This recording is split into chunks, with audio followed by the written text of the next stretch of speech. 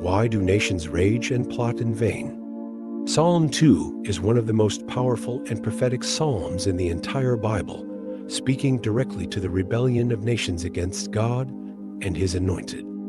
This psalm gets to the heart of humanity's struggle against divine authority, and I'm excited to dive in today.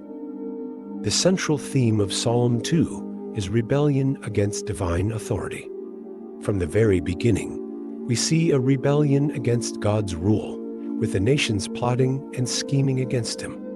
This theme is still echoed today as humanity continues to resist God's sovereignty. You see, the problem isn't just that humans are rebelling against God, but that we think we can actually succeed in our rebellion. We think we can outsmart, outmaneuver, and overpower God. But Psalm 2 shows us just how futile those efforts are. The psalmist asks a question that gets to the heart of human arrogance. Why do the nations rage and the peoples plot in vain?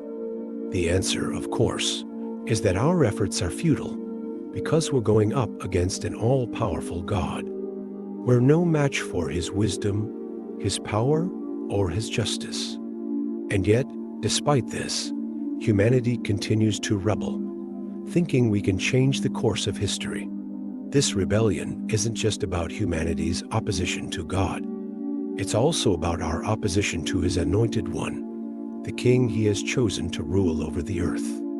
This anointed one is none other than Jesus Christ, the Son of God who came to earth to save humanity from our own rebellion. Through Jesus, God is calling us to submit to His authority, to recognize His sovereignty over our lives.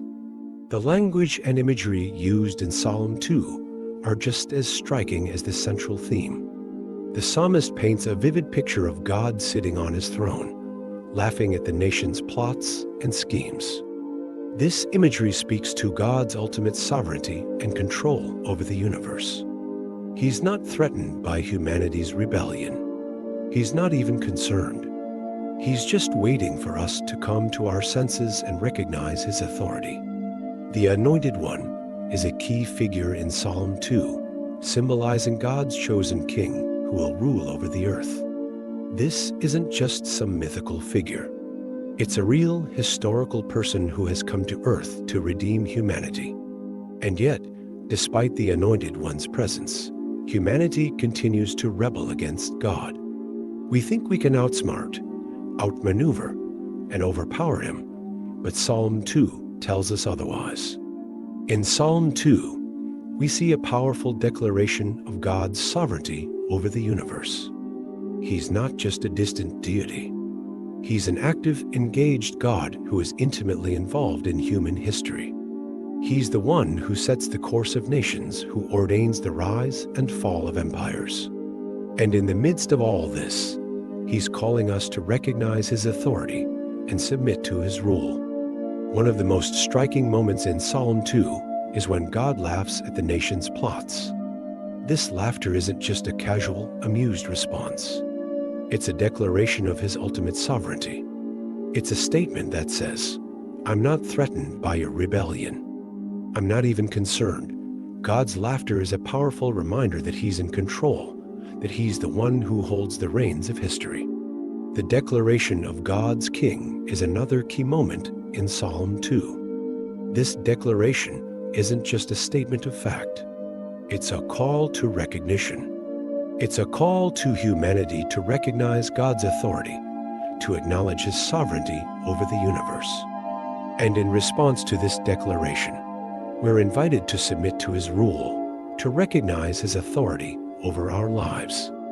As we wrap up our exploration of Psalm 2, we're left with a powerful message of hope and assurance. Despite humanity's rebellion against God, He remains in control. Despite our futile efforts to oppose Him, He's still working out His plans and purposes in the world. Psalm 2 reminds us that God is always in charge, always sovereign over the universe. Thanks for joining me on this rapid-fire exploration of Psalm 2. What are your thoughts on this powerful psalm?